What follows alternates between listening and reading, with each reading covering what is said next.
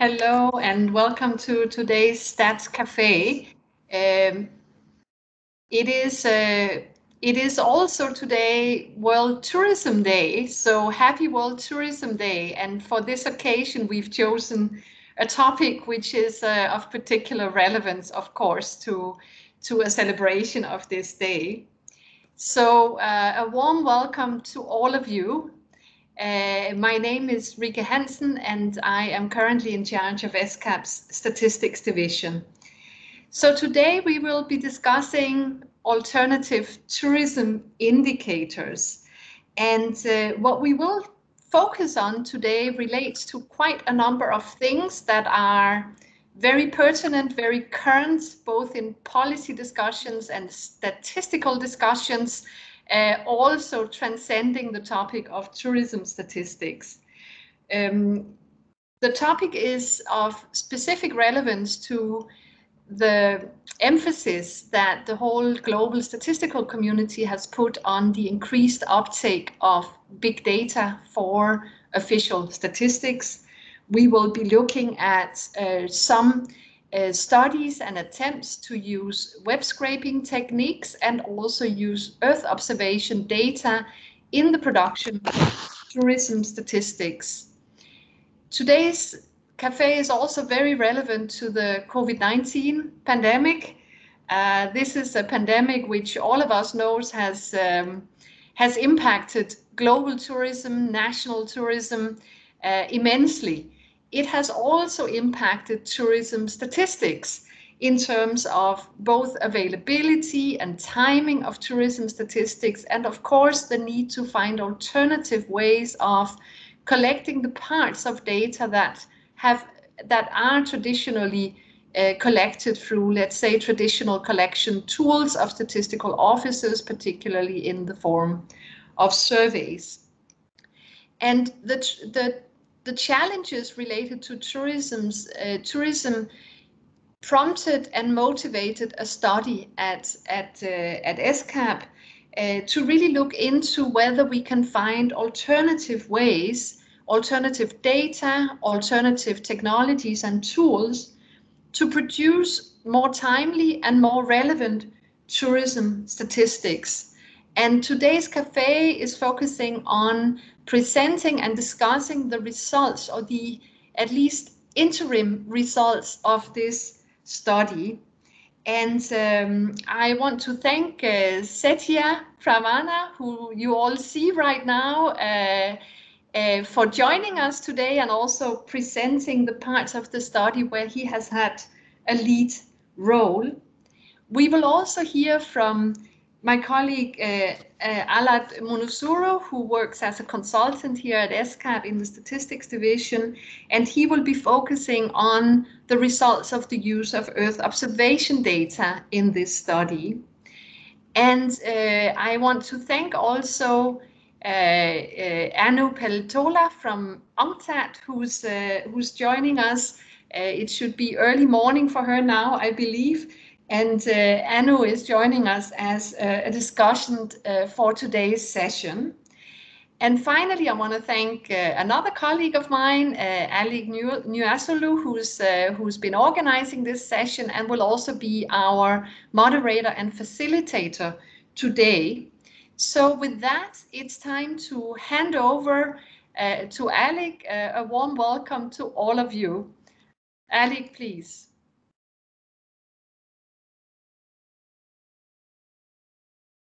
Alec, you're on mute. Thanks, Ricky, for the introduction and the welcoming remarks. And good morning, good afternoon, colleagues, and welcome to this session. I'll just, before I invite our presenters or our main speakers, I will just give a short overview. Can I get those slides up?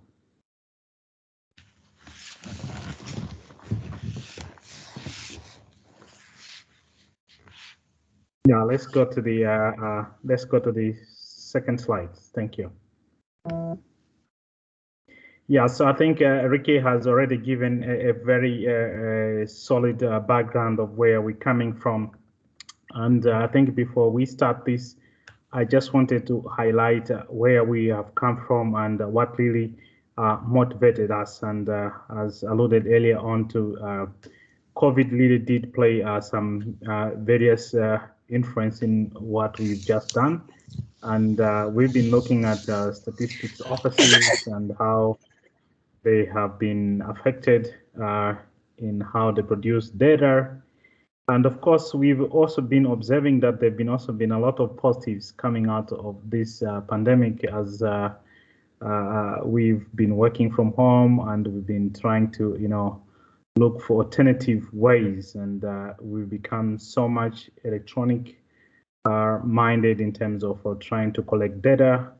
So there've been also a lot of effort to say how best can we do the traditional surveys, or what are the other alternatives that we have on our table.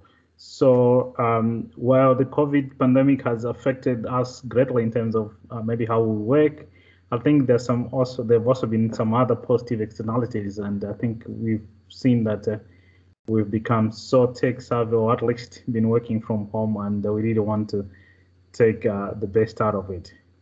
And of course, as the pandemic has been, affecting us and hitting us left and right, there's always been a need for very accurate, timely data to make sure policymakers or politicians or senior government officials to really make those timely decisions.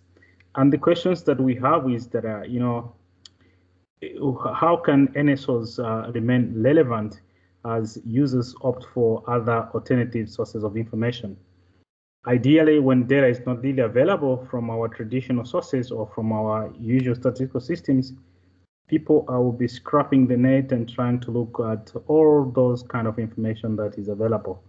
And we look at this survey or this study as another way of saying, how can NSOs position themselves in such kind of an environment? Can we go to the next slide, please?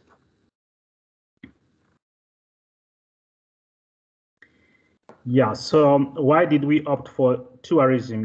There are a lot of industries there, but as you know, the Asia Pacific region is one of, it has one of the major travel hubs across the planet, and so the industry itself is of great importance to the economies of this region. And we've looked at the data sources, and we've always said that, well, there are a lot of administrative sources and surveys that are actually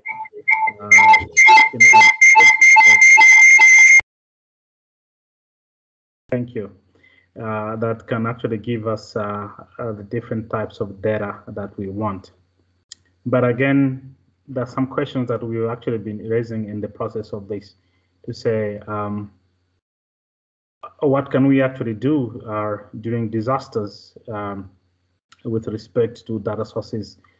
Traditional data sources really sufficient enough for us to be in a position where we can, generate a response. Very rapid responses to a pandemic. Sometimes users need some very timely data that maybe it's very much against the modus operandi that we have in our statistical establishments. So in really trying to explore, pandemic responsive tools in ESCAP, this really got us to think about doing this study with a focus on 3 countries, which I would call the some of the tourism hotspots. So don't get me wrong, these are not the only hotspots of tourism in this region, but we just selected this randomly. And in the course of doing this, and that's what Setya and Alad will be trying to answer and they present later on, is the question of to what extent can we really use web-scrapped and geospatial data in compiling tourism indicators. notwithstanding the fact that we have other sources of data traditionally from administrative sources and servers. Can we go to the next and last slide, perhaps? Yeah. So our two colleagues will be focusing on two topics, and Satya will discuss issues and the interim results relating to scrapping the web and from various travel sites, including Google Trends. And Alad will also look at geospatial data and of how it could be made relevant to tourism. Some specific things that he will tackle are night interstellar light, but overall, the idea is to say, how best can we position ourselves in a pandemic and be, still remain relevant, produce data that would actually be responsive to the needs of the times. So with these few remarks, I think I was just trying to set the stage of what this discussion is going to be. And before I invite Seti, I would really want you to listen to what they are saying and ask as many questions as possible. So with these remarks, let me invite Setya Pramana. Setya is an associate professor at the Polytechnic Statistica, otherwise also known as STIS of the BPS Statistics Indonesia. BPS Statistics Indonesia is the official statistical agency of the government of Indonesia. So Setya, I will give you the floor for the moment. Maybe a few minutes to allow you set up. Okay, Alec, can you please, because my yes, I can hear you. Can you maybe share your slides? Slide, yeah, just a second. Let me just open my slides. Absolutely. Okay, can you see now my slides? Not yet, but I can see you. There's a blank screen, but we are there. Just put it in presentation mode, so I can see the slides. Yeah. Okay. All right. We are gone. Go ahead, please. Okay. Thank you.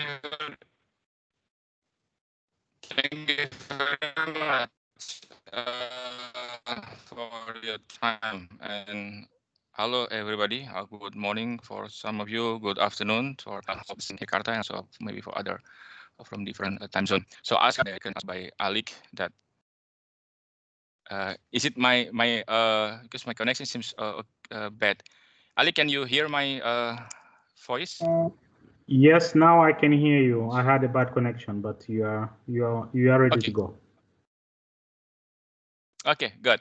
So as mentioned by Alik and also Rika, that during this pandemic, we national statistics offices need to find alternative for their statistics, official statistics.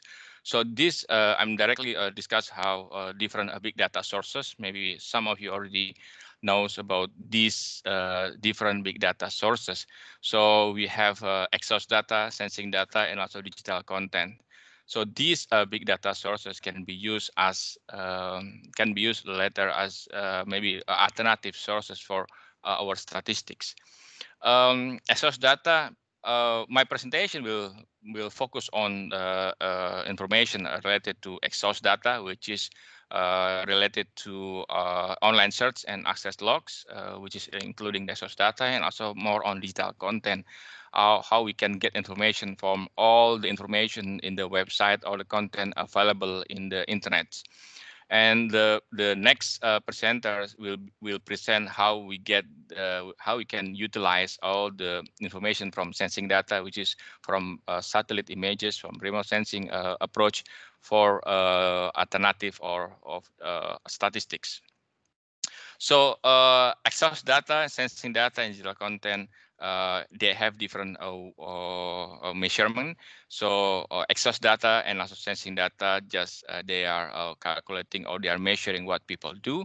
And then about the digital content is more on discussing or measuring what people say. So for this study, we propose or we discuss or we try to use this type of data sources. Here we have online booking sites from booking.com, agoda.com, and also other websites such as Traveloka or Pergi-Pergi, for example, Indonesia. There are several booking sites that are available. But for this talk, we will focus only on two online booking sites, which is booking.com and agoda.co.id or agoda.com for international sites. And the second type of websites that we can get is actually from the review sites. In this case, we use TripAdvisor website, which shows how the locations and how the people are saying about these locations.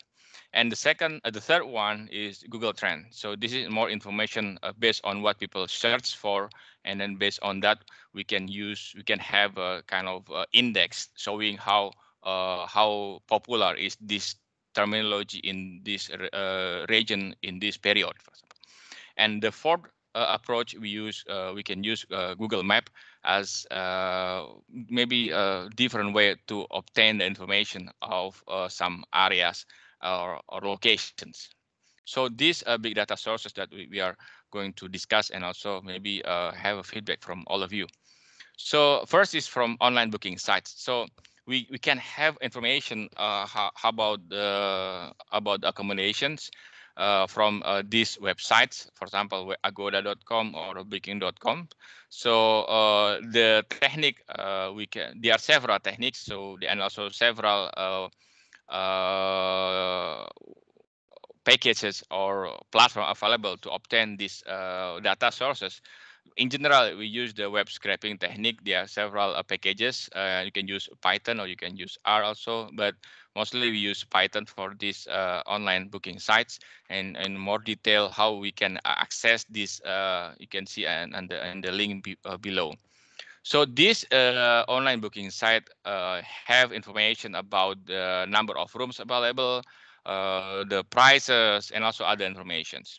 So, for example, for Agoda, Agoda available. These are the variables that are available from Agoda websites. For example, from accommodation ID and also the name of the accommodations and the type of accommodations and the date of collection. We can do that every day or every week. Yeah, depends on what you want. And locations, location of that accommodations, number of available rooms, and also the total number of rooms in that particular accommodations, and then the room price.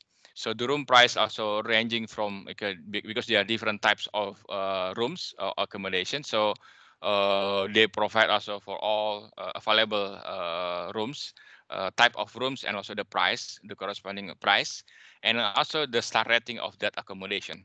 Please note that the star rating is actually this is star rating based on the platform. So it's not based on, like, for example, star rating on based on some NSO or official star rating, but actually depends on the review and etc. And from this information, we can calculate the room occupancy rates, hotel room occupancy rates, which is actually based on the total number of rooms minus the available room divided by the total number of room in that particular accommodations. And from TripAdvisor, start this actually from booking.com. So from booking.com, we have also different type of variables. The URL of the page and also the place, the room, the room, and also how long it stays. So we focus on this booking actually only for the reviews, and also the reviewer name, time to stay, review score, whether the tourist, the person likes the location or not, so whether the feedback is okay or not, so reviewer reactions, and the type of rooms that actually the reviewer took, and the time to stay, how long it stays, and the like and comments, dislike, review time, and also from where this reviewer comes from. So this is information from Booking.com.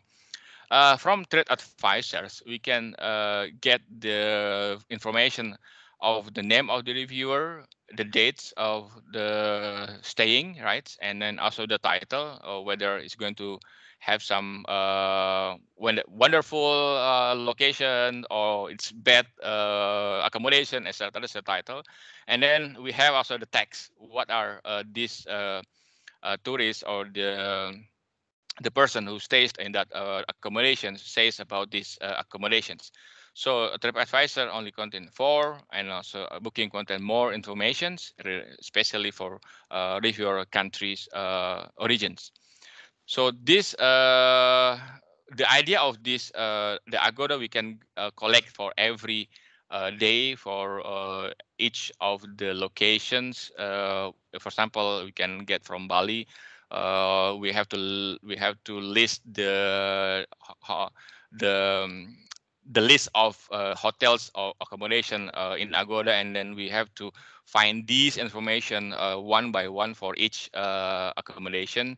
The same also from TripAdvisor. So the TripAdvisor, we are more on the get the information from the website, and then from that website having these informations for that particular location, because you have things to do and also restaurants. There are several tab there. So we focus on hotels and also things to do, because that's more related to tourist activities. And then for Booking.com, we focus on the hotel accommodations and how the people says about these accommodations.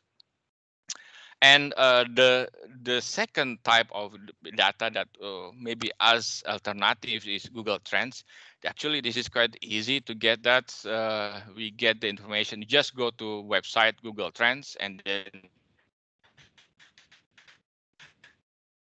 based on this website, we put some keywords, and then based on that keywords, we can see how long, what type of keywords that people saying in that particular regions. So we can set a search, for example, from January 2020, and then 2021, we put these keywords, and then we can have a daily. But then this only for monthly data, but we can have more detail. We can have only a few times before, right? So this Google Trends ranges from zero to zero, from 1,000 to 100 to 0. So if from 0 to 100, so means that 100 means that it's popular, and then 0 is not popular. So this actually already normalized by Google to have a comparison based on some the number of people area that quite have searching behavior quite large.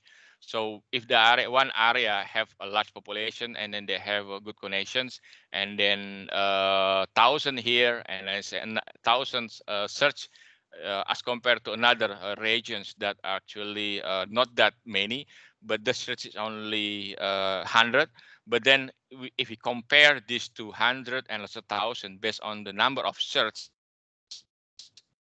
in that particular region, so these two search are quite the same. They are more or less similar, popularly similar between the two regions. So this Google Trend have accommodate that differences. So this Google Trend comes with the keyword that we put. So we put keywords, for example, some keywords, and then I will briefly show some keywords that we can use: hotels or restaurants or tourisms, etc. For one regions, and then Google Trend will provide a single index, right? In single numbers. So because we are trying to make kind of different type of keywords, so we have to combine that into single index. So we use simple PCA to combine that based on that weights. So these are the examples of the keyword that we can use for seeing how people are looking about the tourism in Bali, hotel in Bali, travel in Bali, or Bali itself. The same with Maldives and also Phuket. We can also do. We can also use these keywords as as a keyword in Google Trend, and then we can get the index based on these. So we have using PCA. And the last approach that can be used as alternative is Google Maps. There are two types: Google API and also web scraping. Google API need to pay because of their service of Google API. It's faster, but we have to pay that. But there is another approach, web scraping. So this is using similar package what we for Booking.com, Agoda, and also TripAdvisor. Similar way, but just different rounds or different way to get the information. But actually, the idea is just the same, because you search for example for Bali, and then going more detail on specific regions, and based on that you have a list of location restaurant in Ubud, for example. It will provide all the informations, and based on those information we grab that, we collect that, we put that in the server, and then we can analyze those information. So this information is related to the depends on what you want, the hotels, that we can also use the tourist attractions, the restaurants. We have the list, even we have the long lists, and also we have the detailed information of these locations. For example, the pictures, and also the reviews, and also some other informations.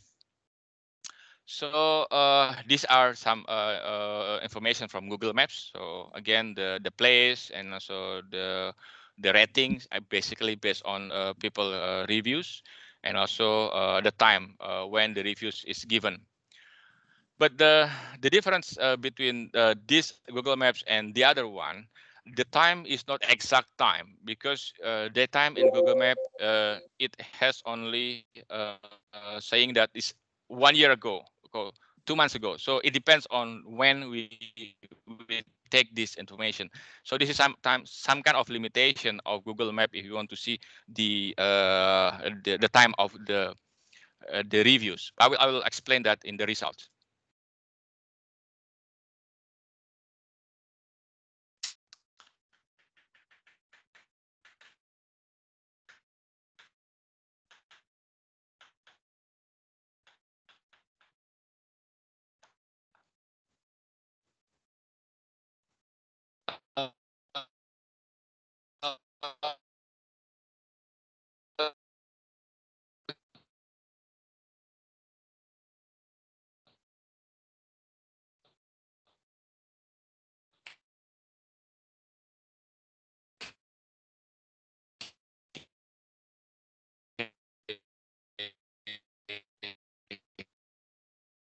Setia, this is Ricky here. You're falling out. Could you maybe try to switch off your camera to improve the connection?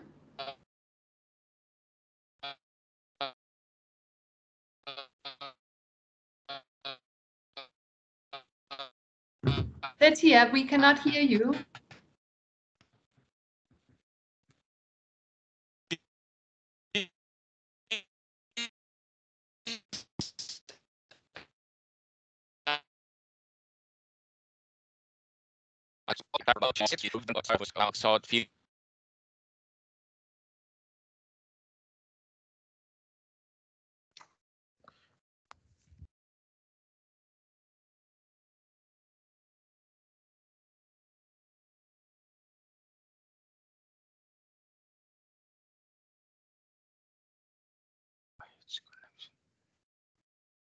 Setia, can you hear us? Yeah, I can hear you, but can you hear us? Yeah, but can you maybe stop the camera just to improve the connectivity? Yes. Because we've not heard from you for the last 2 minutes or so. Okay. Let me share again. So from which Sorry, I was. Can you stop your camera, please? Yes, it's already no camera. I didn't use camera here.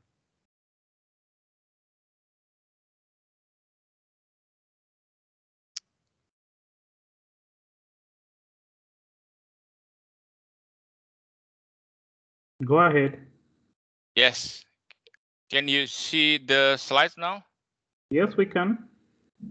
Okay. That is, So can Google you Trends.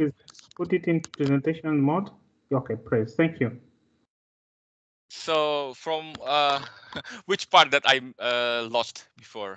I'm sorry that. So I was a meeting outside. Google Maps, it's already here, or? Yep. Okay. Yeah, maybe you start from this one. Yep. Okay. So accommodation. So from Agoda, we can have the information of accommodations, the locations, and the number of different type of accommodations. Resort villa. The left is for Bali, and the right is for Maldives. And then we see that we can also have the information for all information from atolls in Maldives. The same with Phuket and also from other web locations. And these are the room occupancy and number of reviews based on several websites. Based left, can you see the plot left, upper left, hotel room occupancy rates? So looks that this is from 2020 and also up to that was from it was. Can you hear me? Yes, we can. Okay. Yes. So it is from November 2000, because we start this study from 2020 November.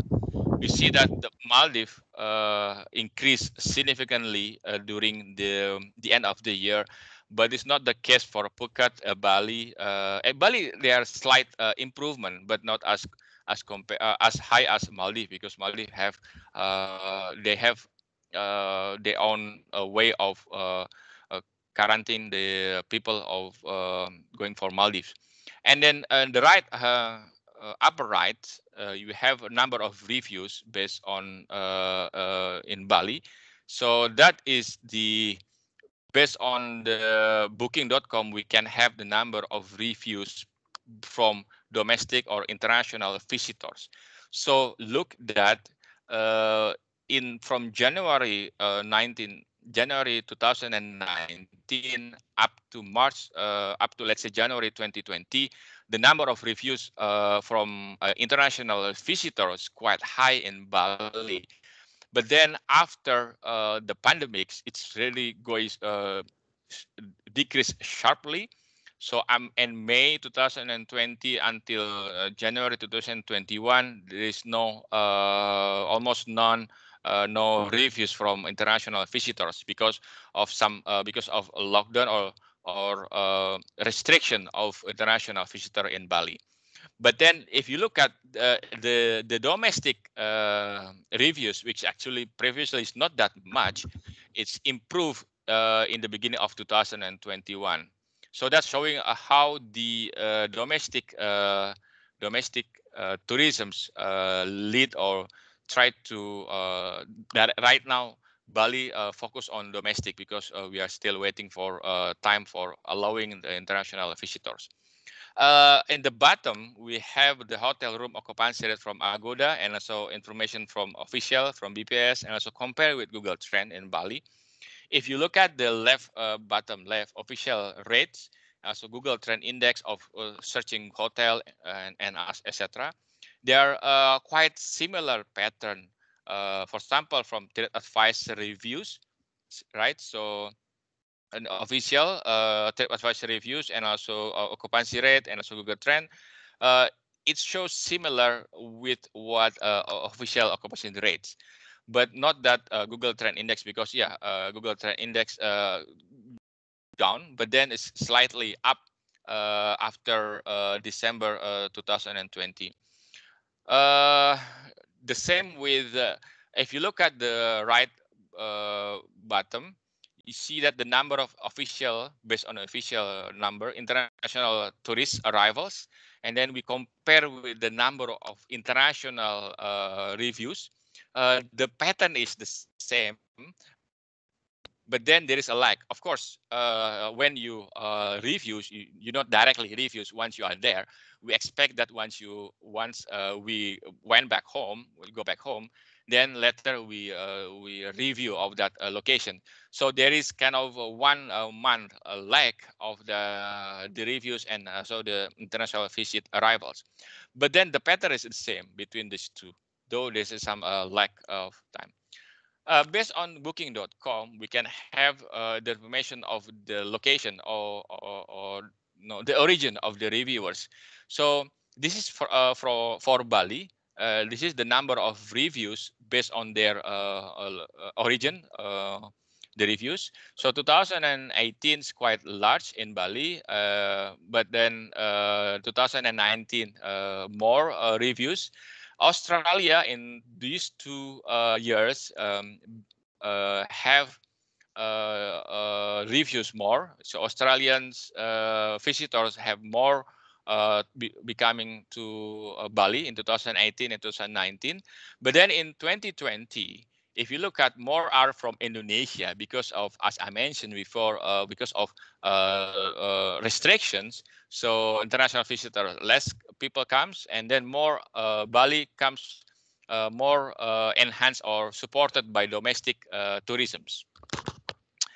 We also have the length of stay based on the booking.com, how long they stay. If you look at into up is 2020 quarter 1, and also the previous is 2019 quarter 4. If you look at more of before pandemic, it was between 1 or 2 days, days they stay in that particular location is between 1 or 2 or 3 days, and then more people are staying mostly are 2 days. But then after pandemic is starting from quarter 2, we see that some are only one day or one night, and also the same with Q3 and Q4. Yeah, you have a minute to go. Okay. And then we have here the count of reviews, so the reviews and also the number of average. So we don't see any connection between the total number of reviews and also the average review score. This is the last information. This is the number of reviews based on Google Map. So from Google Map, because we take it, for example, it was taken January 2021, so we can have information for 1 year before. But then for 1 year, more than 1 year before, the Google Map doesn't give any particular date. So it just give, okay, 1 year ago or 2 years ago, 3 years ago, and etc. So that's why we don't know whether this reviews is taken on 2019 in which particular time or month. This is some limitation of when you use Google Map as reviews. But then actually the same pattern, you see that starting from May, it's very low and then getting increased up to January 2021. But previous year, we don't know because we cannot see whether it is come from different months of that particular year. Okay, as the take-home message for this presentations, we see that there are several data sources that can be used as alternative for tourism statistics.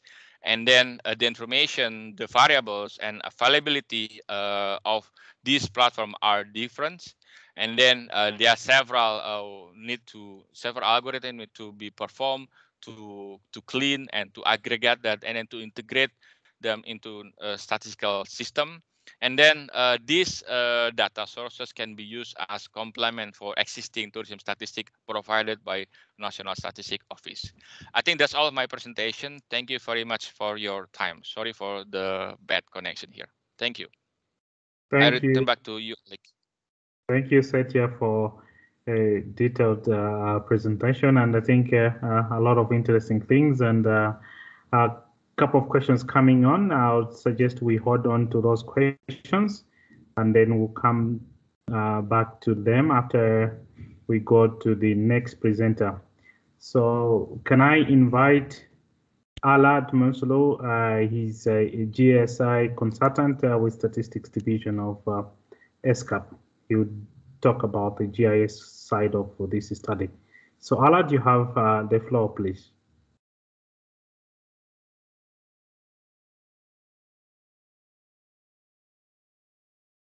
Hello everyone. Can you see my screen? Yes, just put it in presentation mode. Okay. Perfect. Thank you. Hello everyone. My name is Ahlad and I'm currently working in Statistics Division. And in this presentation, I'm going to show how Earth Observatory dataset can help to understand the impact of COVID-19 and how this can be useful to as an alternative source to produce satellite tourism accounting. Outline of the presentation is the importance of monitoring the tourism statistics and impact of COVID-19 on tourism sector, and how nightlights can be used an alternative indicator to monitor the COVID-19 impact on tourism. In this study, we have taken Phuket, Bali, and Maldives, but and then we are developing a research progress. In that I have considered only Bali to show a web module to integrate the web scraper data which is produced from the Sati and use the geospatial data to integrate into one platform and visualize using the R-Shiny. And tourism is the key indicator, and it's a key economy for Asia Pacific region. It contributes 10% of the global GDP, and to monitor this information is so important for the countries. It helps to withstand the sustainable economy of the country as the UN Sustainability Development Goals. The pictures which from the Phuket, where before the pandemic had started, the tourism and is a lot of tourism activities are happened. It is the key employment for the country, and around 60% of the population is, and the economy of the Thailand is from tourism. And currently it had been changed due to pandemic. It's a lot of hit on the tourism sector. This is the before and after the impact of COVID-19, how it is varied on Phuket.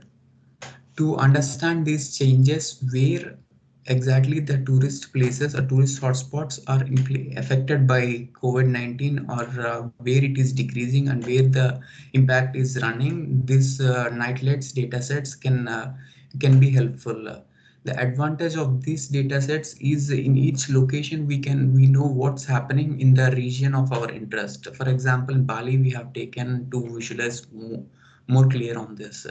To understand this system, for their overall procedure is divided. Firstly, the data pre-processing, which the admin boundaries dataset from different years we have considered, and the data is imported to Google Earth Engine. And if I have written some code to pull the nightlight intensity dataset of overall region from 2014 to 2020. Within one click, we can get the trends of daily to monthly dataset, mean, median, mode, all the statistical information we can get. And then those datasets and the raster images or the image of nightlights are visualized using RStudio and produce some statistical information. The simulation of the code within one click of the defined dates, we can pull out the information directly. This is for Bali. How the trends are been varying on all, and we can download also very fast. And the VARS band is used, and apart from that, the data is pulled directly. is the use of nightlight dataset, how the intensity of nightlight is varying on 2020 and 2019 on Phuket, on the northeast, northwest, and on the southern part you can see the intensity of variance on the nightlight. Same it goes for Bali also. This is the final result of some of the statistics. Even it's under progress, this on use of nightlights even more clearly. You can see that 2020, of the three and 1st December 2020 and 1st December 19, how the mean intensity of nightlight is varied from year to year. It's more in 2019 and it had been decreasing now due to total lack of tourist arrivals. To understand all this information, the web scraping, Google Trend Index, and nightlight intensity, this all information in one platform. R-Shiny is a powerful tool to visualize this information, which helps the countries to understand more clearly how the trends and the statistics are varying and where it is varying more.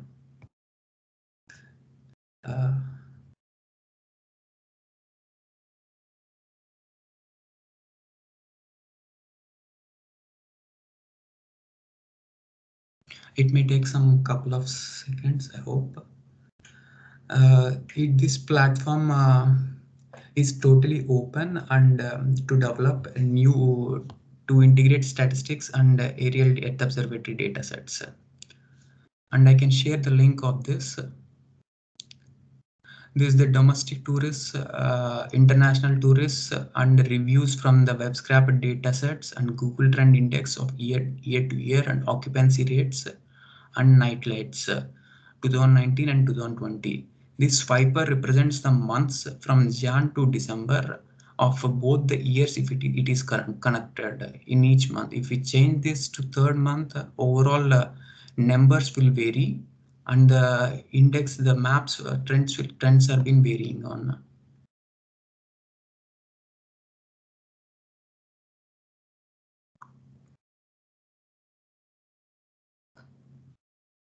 This is how we can monitor the changes of nightlight data sets and other scorecards of the region and the indicators.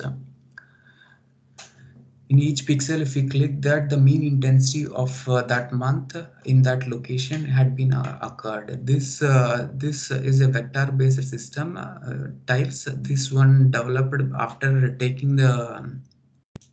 pulling the dataset from the Google Earth Engine. I have created a vector mesh and imposed all the statistics directly to this mesh and visualized this.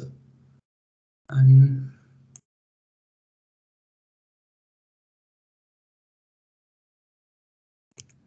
these are some of the other publications from Statistic Division and the last year we have done, and hope you can enjoy checking this up on land accounting. Thanks. Thank you, Alad, for the presentation and really giving some very exciting insights on the Earth observation. And I really liked the night lights and how we can actually visualize. So thanks. And I know there are a couple of questions, but before we tackle those, I would like now to invite Anu Petola from UNCTAD to give some reflections as well as questions where necessary to the two presenters. Thereafter, we're going to open the floor for further questions. Anu, you have the floor. Thank you. Thank you very much for the opportunity to participate here today.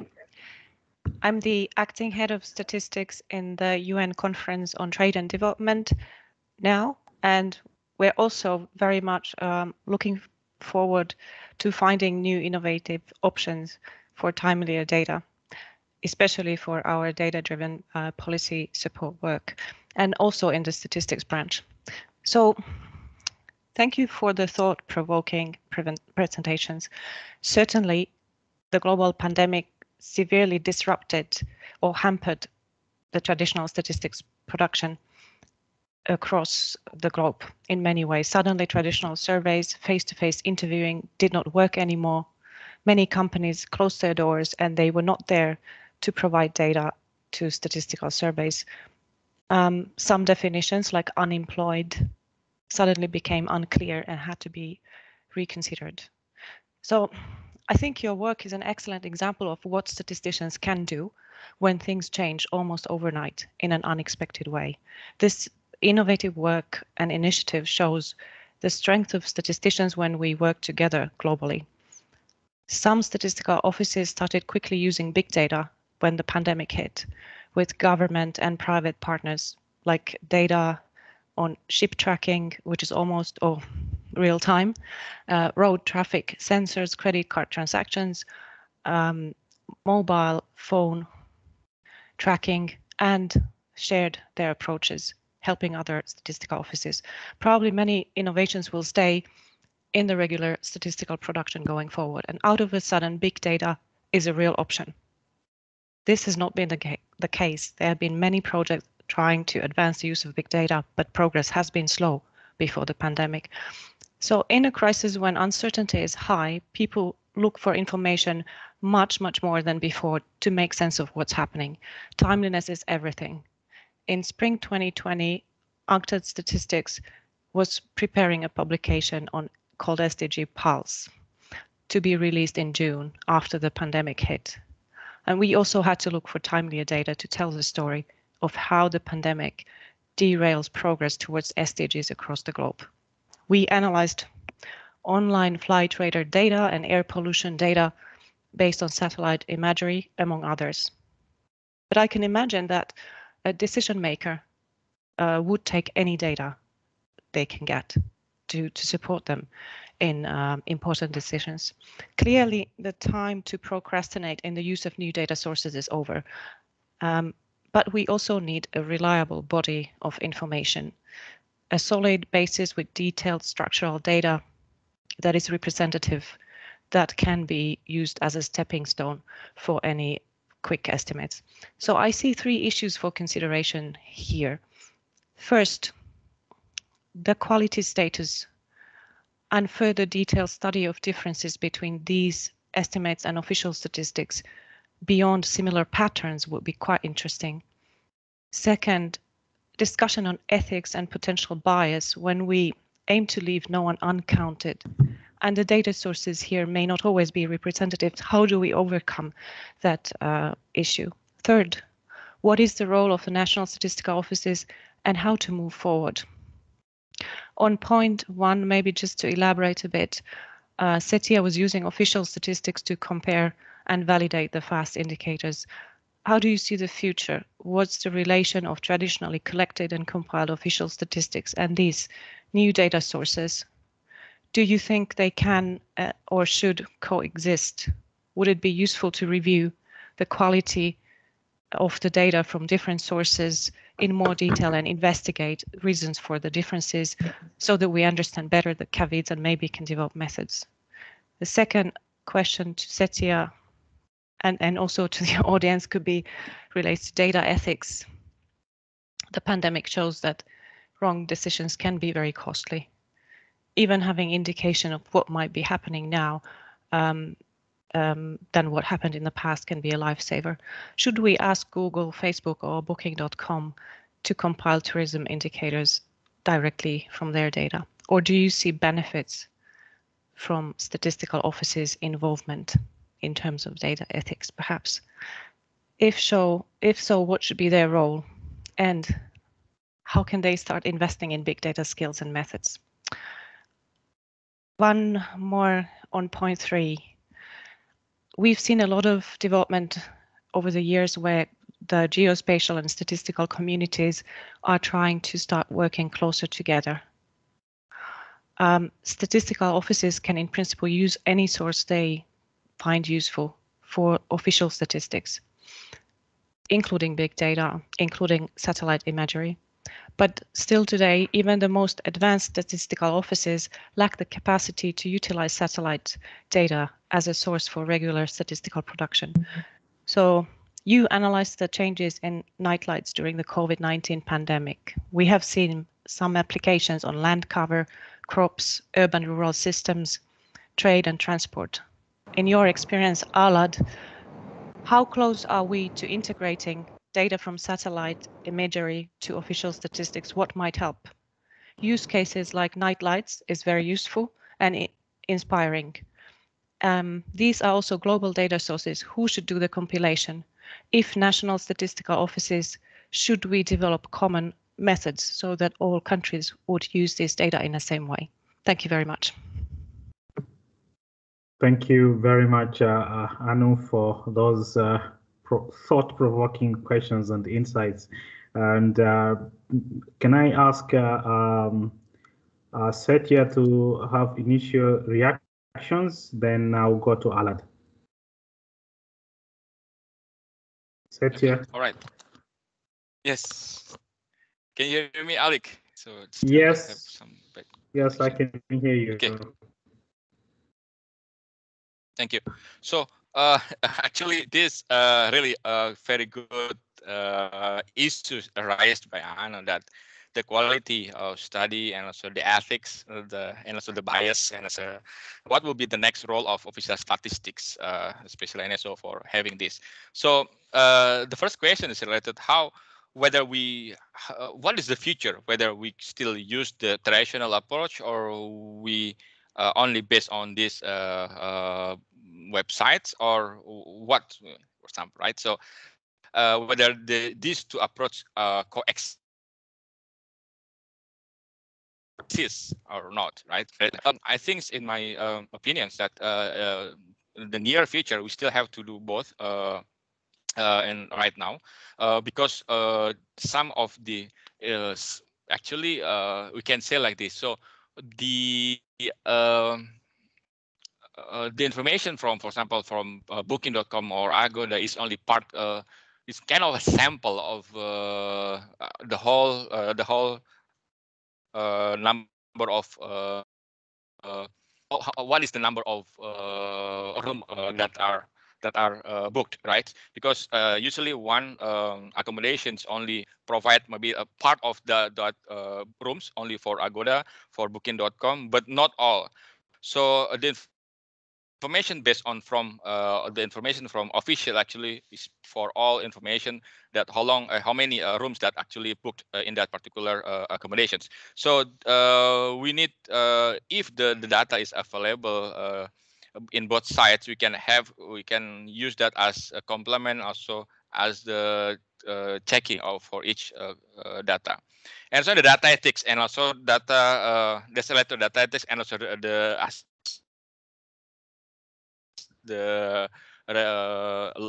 legality aspect. That's also not something that we are working right now.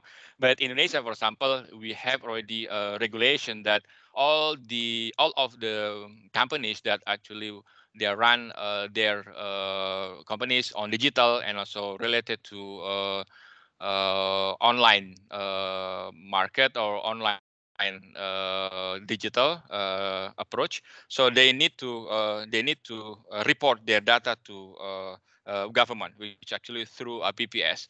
So basically, based on that information, we can have letter, but that's still regulation. We still have some technical regulation on how we can share the data between these from national office and also from companies. But then once we can get that information, actually in the future, not that near future, but maybe a couple of years later, once we have some information on how long it's the data and also the methodology, we can replace some of the statistic related to official statistic based only on this data that we can get from that websites, or from Booking.com, or from Agoda, or from other websites. I think that's the things I can answer, Alec. So, but again, we need the related to, again, for representativeness, whether it's representative or not. We are still working on that, because to make it as official, there are several principles need to be need to be we should have some principle for official statistics. I think that's all, Alec. Thank you, Satya. Alat, can I invite you to make some reactions as well?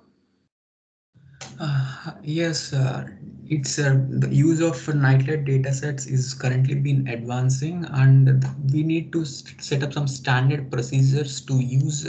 As the in the comments also, the Christopher has mentioned how they can the maximum intensity of nightlet is varying on the monthly dataset. To face these challenges of the how the countries use this dataset. For example, I'm taking this example, the overall nightlet datasets of all months, we can use a stack and develop a data frame and distribute the maximum intensity into equal intervals. And then we can classify that equal intervals into overall months. That how the monthly variance of the intensity of nightlets can be checked so closely. Apart from that, the use of satellite datasets in the official statistics.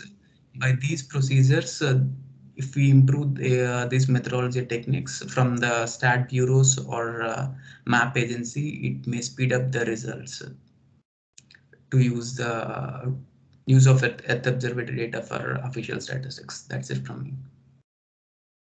Thanks, Alat. I know you've also in the process tried to answer the second question that Christophe had actually raised, I think, on the variability of the maximum intensity lights. But he had another question. He was saying, which R package do you use for computing the night light intensity using the raster images? Which R package do you use for computing the night light intensity using the raster images? Library raster and RZDAL are the two libraries which are being used. Okay. Thank you very much. And I think we had a few more questions. I think these are relating to Setia. So Setia, I will probably just, there was a question from Nilanjana. She said, is there an agreement with Agoda? And then the second question was the date of review and date of journey may not be the same. How do you address the gap? Sorry, Alec, the date of review and the date of what? The date of review and the actual date of the journey might not be the same. So how do you address the gap? The date of review and the date of it comes, right? Yes, yeah, basically when visitors arrive and then they make a review maybe after they leave the country. So it shows. Yes. Yeah. Okay, can I respond that, Alec? Please. Yes. So I agree. Whether we have a agreement. So this is still a study, right? So we don't have any agreement yet for Agoda, but BPS Statistics itself, actually, as institutions, have contacted the association that are the marketplace. Oh, sorry, e-commerce association, which include all the companies that are working on the e-commerce in Indonesia.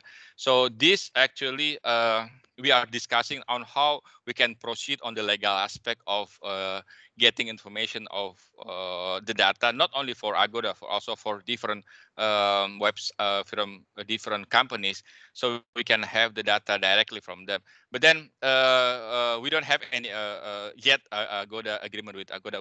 But we talk with them. We discuss with the association whether we can have, and then what we can do. We can proceed the next for having the connection between BPS, Statistics Indonesia, and also all the companies that we see that we have they have good data.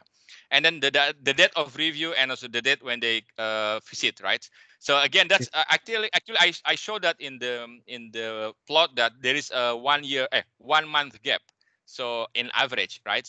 So the reviews actually after they back home, though, so especially for international visitors, though, so that's we learned that, and then so we can have the on average more or less the same. Maybe this actually 1 month before this number of reviews. I think that's we can see from the comparison with official statistics. Okay. And then the last but not the least, there was a question by Dr. Mehrari from Iran. he was asking whether web scraping is possible with R. Yes, it's possible. Yeah. And I think there was another question from my colleague in the statistics division in New York, but I think you've tackled this question in my view. I think Lailana was asking the trends between the official data and the ones that have come from the study. I think I did notice that I think you presented some tables that did show that there was a lot of similarities in terms of the direction of the data, maybe with some exceptions in the Google index. So maybe we may not dwell much on this one. Okay, so thank you very much. Anu, do you have any last words before I ask Rike for the closing? No, thank you very much. It's been a very interesting discussion, and I'm happy to have been part of this. And yeah, I'm hoping to see some further work to support national statistical offices moving forward in this regard. So thank you very much.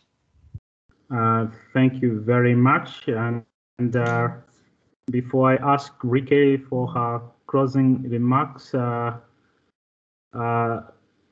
okay, I can see my friends have already done this on the chats. We had the issue with the chat function, so I was going through. Right, yeah, so we're asking each and every one of you just to help us organize these seminars much better in future. Please take time to fill up the evaluation form of this webinar. It's very important for us to get your feedback and be as critical, as honest as possible. So it will be very helpful for us. Thank you. So Rike, you have the floor.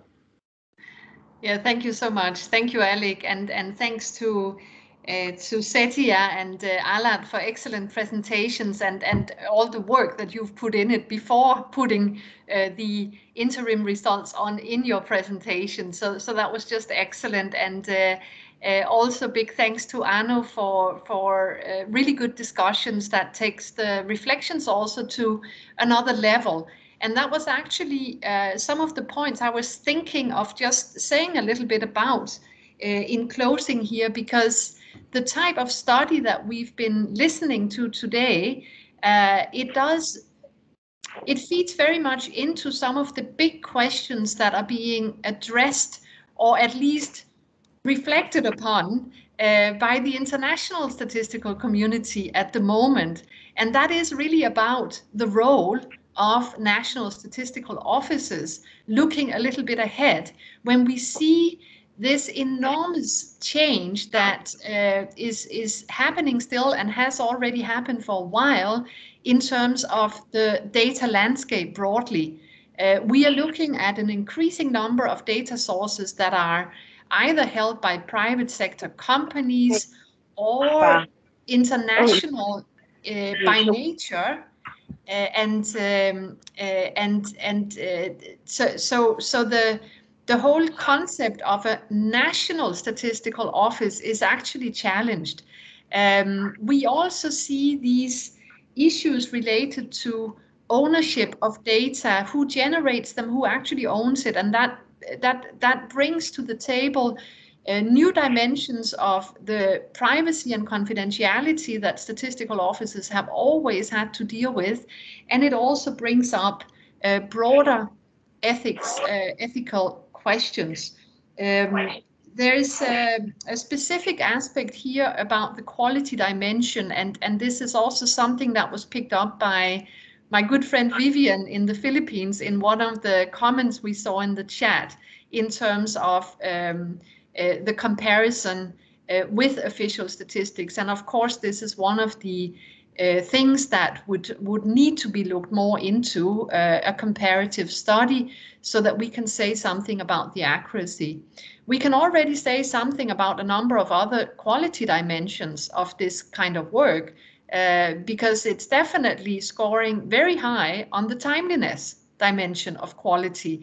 And this is, of course, one of the elements of quality that has been very much in vogue over the past year and a half during the pandemic. And I think it is required for all of us to have a very balanced view of what does it mean that statistics are of a certain quality. You know, we are talking about timeliness, relevance, utility, in addition to accuracy. So I think that is a discussion, it's a debate that's going on and will continue also. So finally, just going back to these global discussions and what's really sort of capturing all these aspects that both in terms of those of you who've asked questions and the presenters and our discussion and our discussant, these issues on the role of statistical office. This is captured in this data stewardship discussion which is going on. I wanted to just put that word also in the table in the Stats Café today, because it is about looking at a future task by a statistical office to be more of a national data steward, where aspects related to coordination, quality assurance, values and principles, which already is addressed to some extent by statistical offices, but would become much more the primary role of statistical offices. And this is personally the trend I'm seeing, and maybe also a necessary trajectory for statistical offices to innovate and renew themselves going forward. So with those remarks, I want to thank again the organizers of this cafe. Alec, thank you for taking us through all this. And thank you also one more time to our presenters, our discussant, and for all of you who listened in and actively contributed to the discussion today. And I see that we have around close to 100 people tuning in, so that's just excellent. So with that, the Stats Café of today is closed. I look forward to future cafes and also look forward to seeing more results from this study, which it's still going on. So thank you so much, and do have a good day, evening, afternoon, depending on where you all are. Thank you so much. Thank you. Goodbye. Thank you, Ulrike. Thank you.